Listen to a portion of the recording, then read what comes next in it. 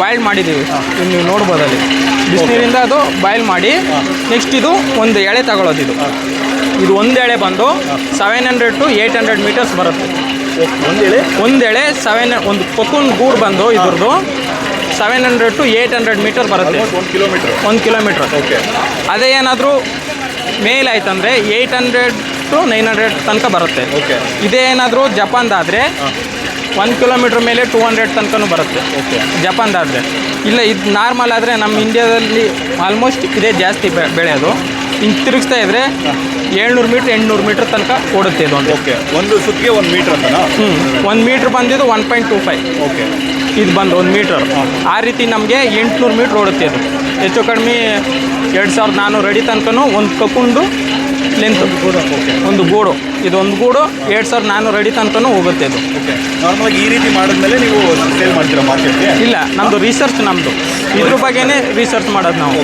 ಇದು ಯಾವ ರೀತಿ ಪ್ರೊಡ್ಯೂಸ್ ಮಾಡೋದು. ಇವಾಗ ಇದು ಮೊದಲು ಆ ರೀತಿ ಇತ್ತಲ್ವಾ, ಅದನ್ನ ಕ್ರಾಸಿಂಗ್ ಮಾಡಿದ್ವಿ. ಕ್ರಾಸಿಂಗ್ ಮಾಡಿ ಆಗಿರೋದು. ಆ ರೀತಿಯೇ ಎಲ್ಲ ರೀತಿಯಲ್ಲೂ ಕ್ರಾಸಿಂಗ್ ಮಾಡೋದು, ಮಲ್ಟಿಪ್ಲೈ ಮಾಡೋದು. ಇವಾಗ ಕಡಿಮೆ ಏನಾದರೂ ಅದು ಇವಾಗ ಇದೇನಾದರೂ 600 ಮೀಟ್ರ್ ಬಂತಂದರೆ ಇನ್ಕ್ರೀಸ್ ಯಾವ ರೀತಿ ಮಾಡ್ಬೋದು, ಈ ರೀತಿ ಹೋಗೋದು ನಮ್ಮದು ರಿಸರ್ಚ್. ಇದೇ ಏನಾದರೂ ನಮಗೆ ಡೀನಿಯರ್ ಬೇಕು. ಇವಾಗ ಸೀರೆ ಮಾಡ್ತಾರಲ್ವ, ಆ ಸೀರೆ ಮಾಡಬೇಕಂದ್ರೆ 7 ಡೀನಿಯರ್ ಬೇಕು. ಇದು ನಾರ್ಮಲ್. ಇದು ನಾವು ಯಾಕೆ ಇದು ಯೂಸ್ ಮಾಡ್ತೀವಿ ಅಂತಂದರೆ ಎಷ್ಟು ಮೀಟ್ರು ಓಡುತ್ತೆ ಅಂದರೆ ಒಂದು ಎಳೆಯಲ್ಲಿ ಎಷ್ಟು ಬರುತ್ತೆ ಅಂತ ತಿಳ್ಕೊಳ್ಳೋಕ್ಕೆ ನಾವು ಇದ್ರ ಮುಖಾಂತರ ಯೂಸ್ ಮಾಡೋದು. ಅದೇ ಏನಾದರೂ ನಮಗೆ ಸೀರೆಗೆ ಇದಕ್ಕೆ ಬಳಸಬೇಕು ಅಂದರೆ ಈ ರೀತಿ ಹಾಕ್ಬೇಕು. ಈ ರೀತಿ ಇವಾಗ 7 ಗೂಡು ಓಡ್ತಾ ಇತ್ತು. ಇವಾಗ ಇದು 7 ಗೂಡು ಓಡ್ತಾ ಇತ್ತು. 7 ಗೂಡಿಂದ ಒಂದು ಎಳೆ, ಒಂದು ಜೂನಿಯರ್. ಇದು ಫಿಲಮೆಂಟು. ಇದು ಅವರೇಜ್ ಫಿಲಮೆಂಟು. ಅವರೇಜಾಗಿ ಇಷ್ಟು ಬರಬೇಕು, 7-8 ಓಡಿಸ್ಬೇಕು ಅಂತ. ಅದ್ರ ಮೇಲೆ ಜಾಸ್ತಿ ಆಯ್ತಂದರೆ ಇನ್ನೂ ಜಾಸ್ತಿ ಆಗುತ್ತೆ. 7 ಕಂಬೈನಾಗಿ ಬರ್ತಿರೋದು. ಇವಾಗ 7 ಇಲ್ಲಿ 7 ನೋಡ್ಬೋದು. ನೀವು 7 ನೋಡ್ಬೋದು ಇಲ್ಲಿ ಯಾವ ರೀತಿ 7 ಆಯ್ತು ಅನ್ನೋದನ್ನ ಇಲ್ಲಿ ನೋಡ್ಬೋದು. ಇಲ್ಲಿ ನೋಡ್ಬೋದು ಇಲ್ಲಿ 7ದು ಹೆಂಗೈತೆ.